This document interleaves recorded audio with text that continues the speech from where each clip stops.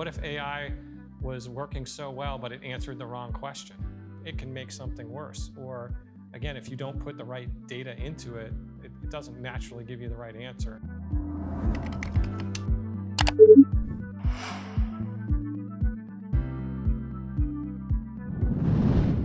Hello, healthcare. We are presenting from HMPS 2021 right on the floor, and we're excited about the opportunity to be back together and talk about these extremely important issues that this conference is bringing to the table. Among these, you probably heard things about consumerism, about digital transformation, about providing an easier experience for your patients and kind of the relationships between those experiences and marketing. One other major aspect that Ryan and I actually just covered in a speech is the relationship between and the role that it has to play AI in patient engagement. Ryan is the VP of marketing at Virtua Health System. Opportunity to say hello. Hi, it's great to be here. Thank you, Ryan.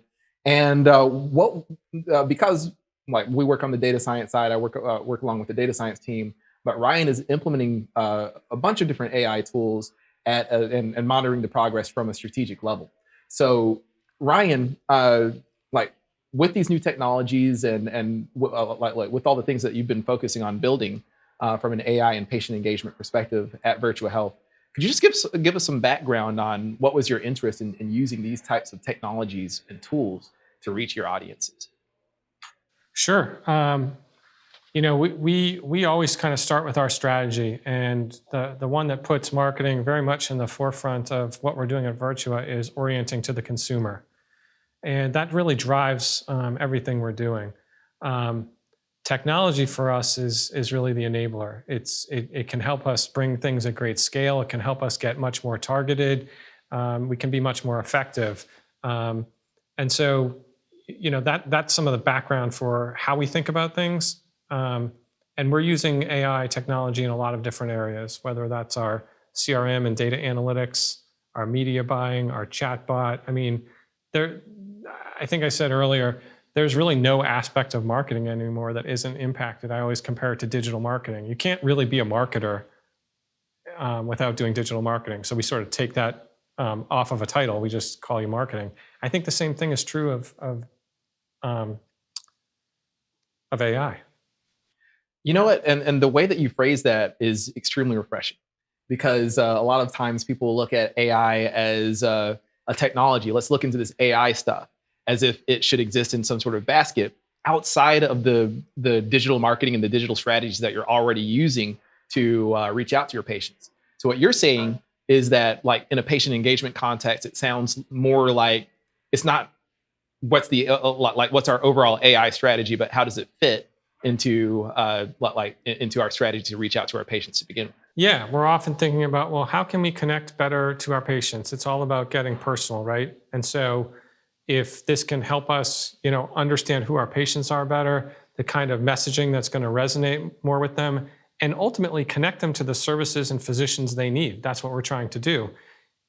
We see ourselves as marketers, of course. We're trying to activate people, but we are more and more trying to do that with for very good reason, about getting people to access services proactively and to get care before it becomes a major problem, to create more of a relationship with them so they can count on us, in all the moments that matter, but along that whole wellness journey, not just when they're having an acute episode. So there's a number of domains that you mentioned a little bit earlier, such as your media buying, like audience selection, data analytics, and things like that.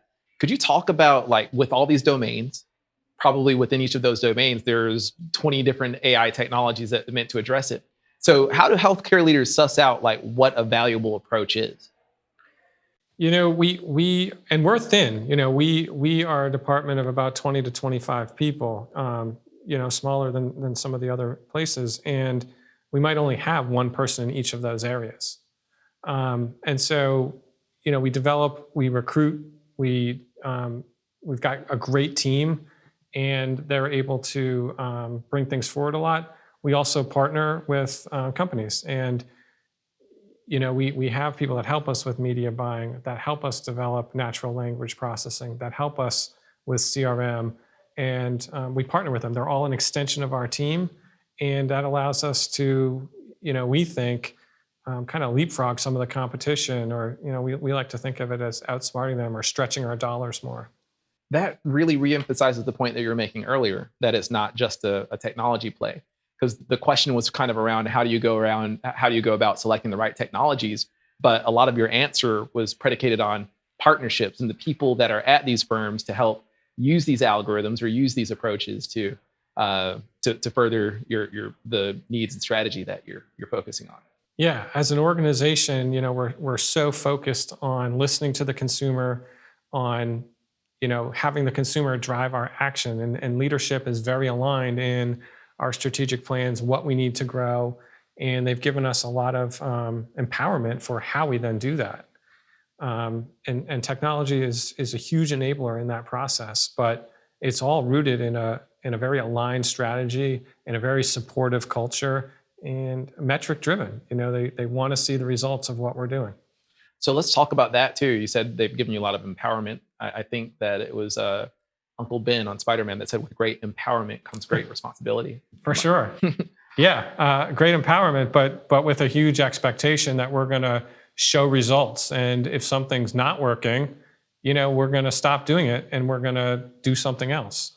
But we've got to have data that shows what we're doing is working, that each dollar that they're investing in marketing, frankly, is something that they're not investing on the clinical side, or on some other kinds of infrastructure. So we try to use those dollars really wisely, and we're certainly held accountable. It's a great leadership team.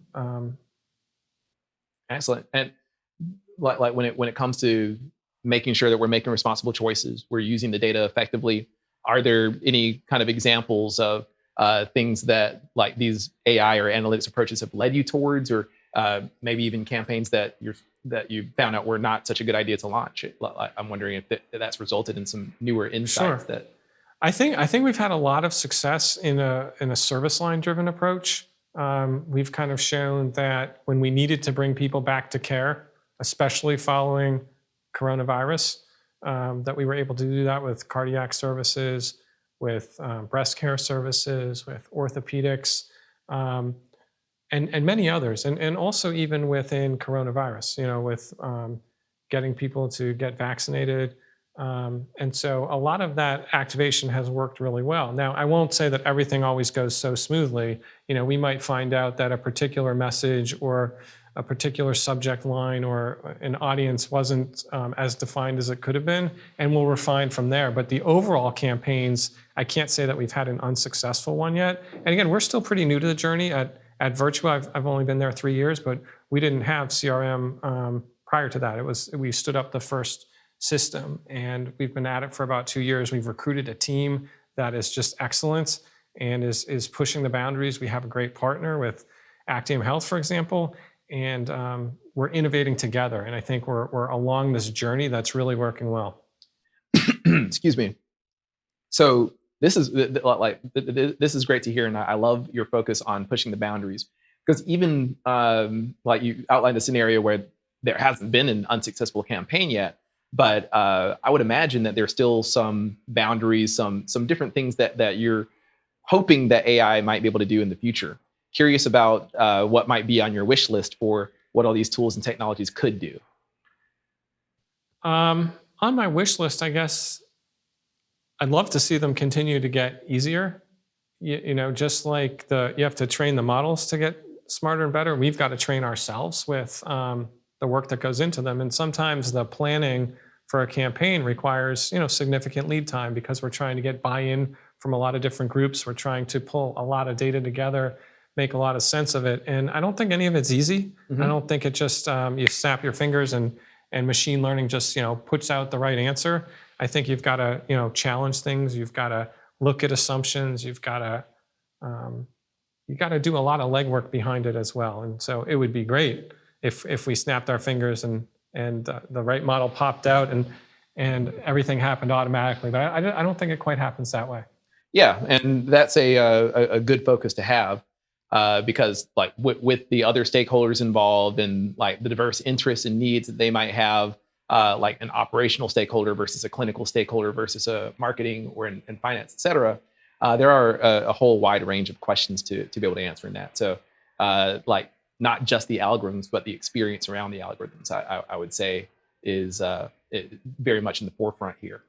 If I would have talked about AI in 1999, it would be a total different experience than talking about it right now. So back then, it was a kind of a distant promise with like some vague ideas around it. Whereas right now, it's pervasive in everything that we do. I pull my phone out; it's predicting what my next text is going to be. So I'm curious about like with the proliferation of AI, with all this tech available, there's a lot of hype around it as well. There's a lot of people that see, oh, if we slap AI on the back of our URL, then venture capital firms will look at us and all that. Within healthcare, there's a really big cost to that. If healthcare leaders are purchasing tools that don't work or have false promises or show biases, et cetera, then people's lives are impacted. So that makes me really curious, especially like having such experience with a broad range of AI tools and approaches.